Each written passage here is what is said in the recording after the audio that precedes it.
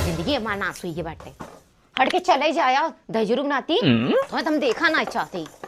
सही कहा तू बहनी। का बताई चाची 2 बजे राती सूटी है जानू खटत खटत हमारी जिंदगी नाश हो जाता।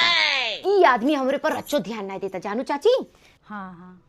अरे सुबेरे उठी थे, झाड़ू मारी थे, पूरा घर साफ करी थे, लड़कन की टिफिन बनाई थे। सोचे के चाहिए। का बताई चाची हथना हथना खाते दही जरा।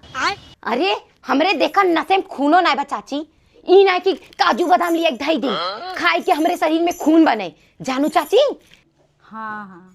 हाँ ई करिया चक्कर में बाटे जानू चाची। अच्छा अच्छा। अरे का बताई चाची ई दही जरा मतिया भ्रष्ट कही देवा करिया। ई नहीं कि 10 पैकेट फेनल लवली क्रीम ले आई दी हमहू लगाए कि चिकन हो जाई। ई दही जरा नाती हमरे पर कभी ध्यान नहीं देबा। जा दे तो ही बर्दाश्त कर रहा। हम मर बिलाई जाबे ना ई आदमी खुश हो जाई। जाए वो करिया के लेके रहे। पहले गरियाई ले तब झाड़ू मार। पक